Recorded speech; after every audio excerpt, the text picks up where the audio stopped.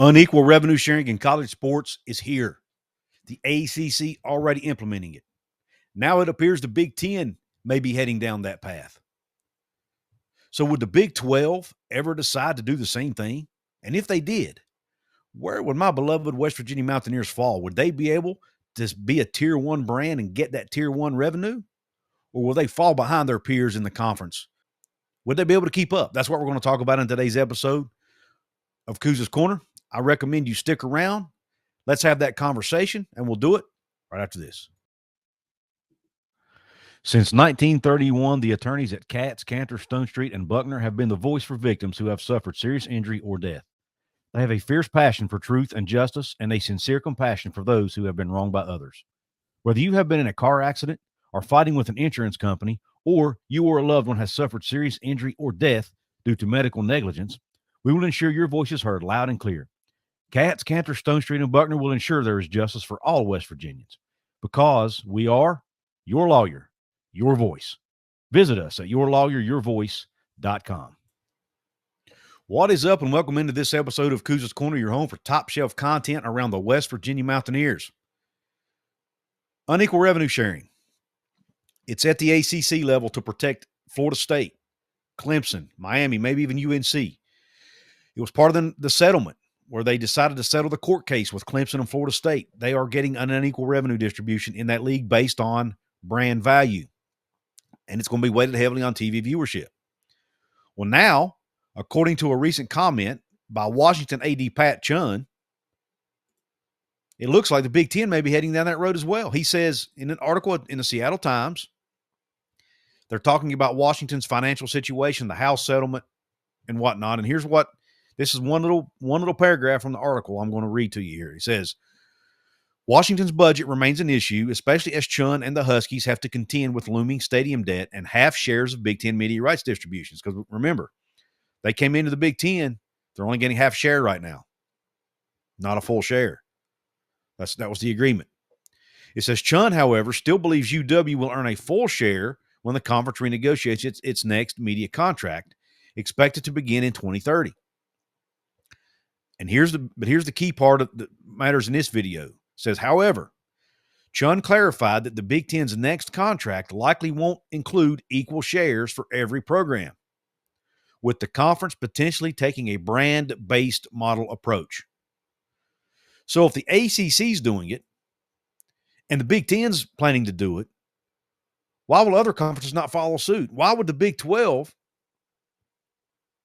why will teams in the Big 12, whether it's due to big ego or due to actual numbers, say, look, we deserve more of the revenue in this conference? Now, there aren't a ton of schools in the Big 12 that could probably say that, but we all know, without naming names, we know who the schools in the conference are with big egos. We also know that there's one school in particular that right now has been outperforming everybody else from a TV viewership perspective. Now, it's because of one guy primarily, which I'll get to in a minute. But would that school go and say, hey, we deserve a larger share of the revenue? Those are all questions that to me are looming right now. And as someone who covers West Virginia and is a fan of the team, I'm a little bit concerned. Where would West Virginia land if they did go to that type of model? Would they be able to keep up? Would they get left behind? I'll tell you what, let me know if you think, if you're a West Virginia fan, or even if you're not a fan of West Virginia, if you think West Virginia would be a top tier brand in as far as brand value goes in the Big 12 when the next media contract is up in 2030, 2031, hit the thumbs up button for me. That will let me know that you believe West Virginia is a top brand. If you don't believe it, let me know in the comment section why, please. But let's go ahead. I decided to go ahead and put together. Now, this is based on the 2030 TV window. This is based on where teams are heading trajectory-wise, along with where they sit today. This is the three tiers I put together. Now, I'll be honest with you. I'm not sure there's enough separation in the Big 12 to have three tiers. You could have two tiers. Heck, I'm not sure you can get one tier because Colorado is kind of an outlier right now. They're averaging over 3 million views a week. But it's all because of the Deion effect, and he's not going to be there forever. However, as you see, I did place Colorado in Tier 1 because even after Deion leaves, I think there will be a lot of younger generation or new Colorado fans that have become fans because of the Deion effect and will continue to follow that team. So I think it will be enough to keep them, if they go to tiers, I think it might be enough to keep Colorado in tier 1, especially if they can win. Okay?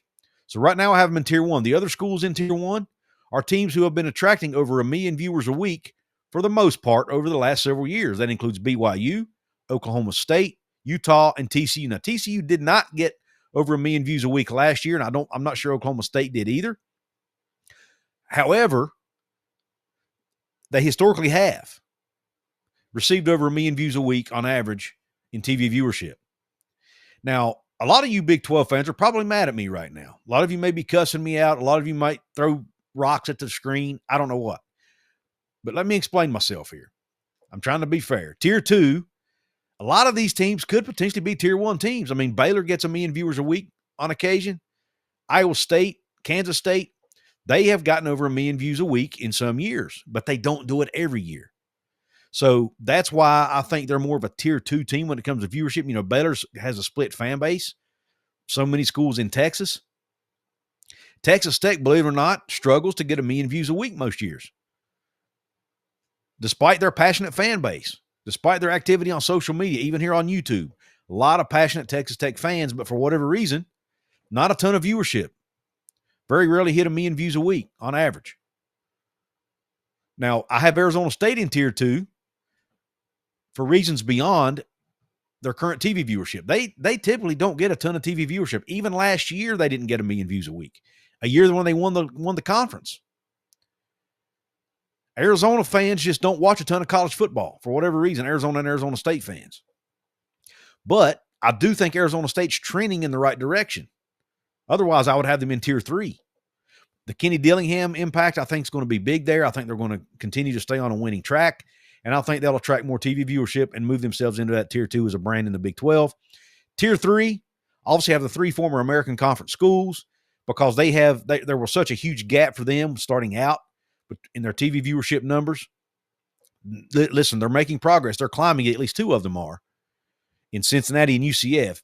And with UCF's huge enrollment, they have an opportunity to move into tier 2 and potentially even tier 1 at some point down the road. But right now I have them in tier 3. Again, they're still a young program, a young athletic department. They have a long way to go, but I think they can move into that eventually. And Houston's a pro sports town. Most of their fans are watching pro sports teams. I just don't ever see Houston getting a ton of viewership in college football. And Arizona, again, even 2 years ago with their last year in the Pac-12 and they won 10 games, did not reach 1 million viewers. They struggle to get viewership in football. This is a football-based system here because that's what's driving the money is football. And they just don't get a ton of views in football for whatever reason. So I have them right there in tier 3. But again, this is all a moving target. It could all change, and this is based on where I see the conference going and these teams going by the year 2030. Now, as you notice, West Virginia's not on here. As of right now, if nothing changes, I would put West Virginia in tier 2.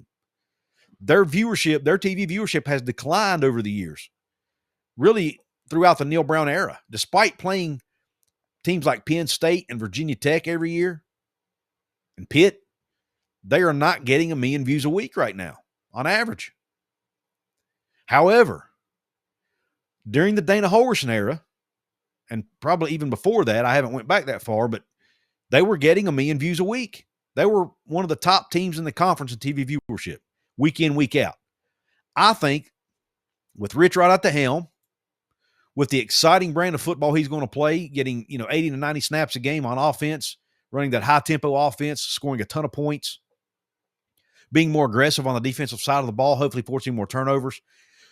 West Virginia is going to play a much more explosive and exciting style of football, and I think it will also lead to more wins. Now, obviously, that's to be determined, but I think with Rich Rodriguez coming back, and honestly, I think that's a big reason he came back and was brought back, is to get that excitement back in the program, get the TV viewership numbers back up, get the brand value of West Virginia back up, and if he can do that with West Virginia's history, the 15th winningest program of all time, I think West Virginia can get back to being a tier 1 brand in the Big 12. And if they do go to unequal revenue sharing in 2030, 2031, I think West Virginia's positioning themselves to be one of those top tier brands if it ever comes to that. However, all that being said, I think I mentioned this earlier. I'm not sure there's enough separation in brand value in the Big 12 to ever make unequal revenue sharing a thing. Now, maybe by the year 2030, there have been a couple brands separate themselves. But as of right now, outside of Colorado, I don't see it. And I'm not sure. And Colorado's is not going to be sustainable because of what I mentioned earlier. Dion's not going to be there forever. So their numbers will come back down to earth and probably come back to that 1.5 million a week viewership range with everybody else. So, but let me know what you think in the comments. Please subscribe to this channel if you haven't yet. I want to give a shout out right now to my paid VIP members of this episode. Jake T, Deb K, Daryl Fletcher, Cheers Beers Mountaineers, and James Green. Being a paid VIP member is an easy way to support the show financially. It's also very inexpensive. You can hit the join button below. If you don't see a join button below, you can hit the join button over at my channel homepage on YouTube. It'll tell you what all the perks are of each level of membership. Also, shout out to my sponsors. You heard from Katz, Cantor, Stonestreet, and Buckner earlier. Appalachia Digital. Want to give them a thanks for supporting what I do here as well. Don't forget, I'm an affiliate marketer of ONIT athlete trading cards. If you want to help out the West Virginia Mountaineer program or any other program for that matter, hit the ONIT athlete trading card link in my description box. Get yourself some cool college trading cards and help out the student athletes represented by them making 60% of the profits. And I'll make a small commission on the sale as well if you use my link. So please check that out in the description box of this video. I really appreciate you tuning into this episode. Hope the rest of your day is top shelf and Q Country Roads.